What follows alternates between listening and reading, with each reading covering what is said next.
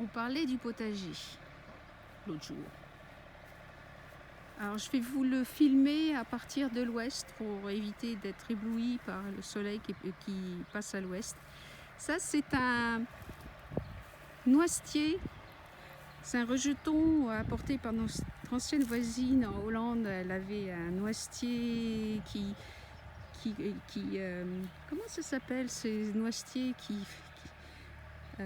sont pas droits, ils sont tout mais dès qu'il a été planté, il se redresse. Donc bon, mon grand est un peu déçu parce qu'il aurait bien aimé avoir un noisetier un peu avec des... le mot me vient en hollandais, avec des circonvolutions. Alors ça c'est les 2 bacs à pommes de terre, sauf que comme on en a fait l'année dernière, ça sera pour autre chose cette année. Ça c'était le bac à potiron l'année dernière. Et ben ça c'est nos poireaux qu'on passait l'hiver dehors. Mais voilà, on va peut-être les manger un de ces 4, on ne sait jamais. Ça, ce que vous voyez là, c'est des rangées, des bacs à tomates. Tout ça c'est en permaculture, hein. Mais on a rajouté du compost qu'on a acheté du centre des déchetteries des Verts cet hiver, au mois de janvier. Ça c'est la lavande vraie que je récolte tous les ans avec beaucoup de bonheur. Voilà, ça c'était mon bac à haricots que j'ai laissé filer au mauvais moment, donc ça n'a pas donné grand chose. Et là c'est de nouveau des bacs à tomates et à pommes de terre. Voilà, avec une immense plante sauvage qui s'est invitée l'année dernière, qu'on a laissé venir parce qu'elle est magnifique, très belle. Ça ressemble à un bouillon blanc, je crois que c'est comme ça que ça s'appelle, mais vraiment énorme. En hollandais, ça s'appelle un candelabre, pour vous dire. Alors, le verger, notre mirabellier, qui est un peu sur son retour de floraison, mais on va avoir beaucoup de mirabelles. Il est sympa, on l'aime beaucoup. Voilà. Ici, c'est un amandier que des tricopines venues de Toulouse nous ont offert quand on a pendu la crémaillère. Le deuxième a crevé, hélas, mais celui-là, il se porte bien. Il nous fait rien. Mais il y a un autre amandier dans le coin, alors on ne désespère pas qu'il se passe quelque chose.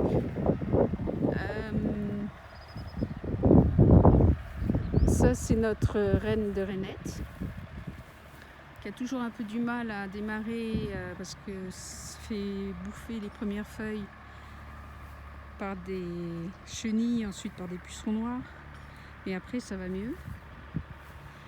Il nous a fait une pomme l'année dernière, mais il est planté il y a 3 ans, donc il a le droit. Ça, c'est un bigarreau de Vannes. Alors lui, on l'aime beaucoup parce qu'il est il est sympa, il nous donne plein de cerises, même s'il est encore tout jeune. Pour vous dire, ça c'est la hauteur de mon coude. Là, il y a un figuier qui visiblement est en train de prendre ses marques. Il a eu du mal à trouver l'eau et je pense qu'il est toujours en train de chercher l'eau, mais peut-être qu'il va se porter mieux cette année. Mais on a du mal à lui faire passer l'été quand il fait vraiment sec. Et on ne désespère pas qu'il nous fasse quelque chose. Mais il nous donne des figues, petit à petit, pas grande récolte. Ici, c'est de nouveau une pêche de vigne. Ça, c'est Feu, notre abricotier, qui a la gentillesse de nous faire repartir quelque chose à partir du porte-greffe.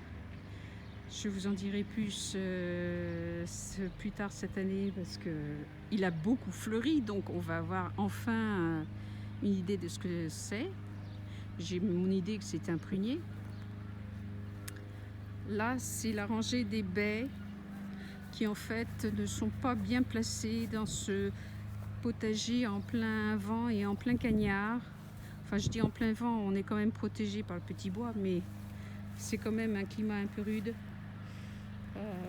On a déjà fait crever deux cassissiers, deux groseilliers à maquereau, enfin des trucs qui normalement ne devraient pas crever. Donc on pense que c'est pas l'endroit. Par contre, ici, c'est l'arbre mystère. C'est un tout petit arbre qui nous a été apporté en même temps qu'à Talpa par des cousins de cette taille-là.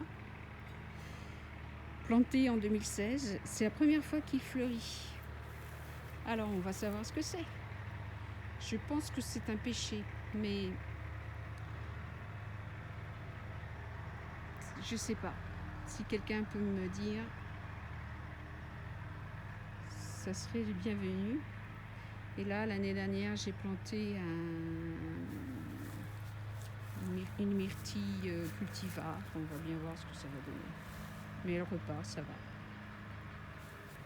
Ça, c'est bon, l'arrière de la maison, avec un fossé parce qu'il faut bien drainer toute la flotte qui traverse les couches d'argile, parce que nous sommes à mi-colline, enfin à mi-coteau plutôt.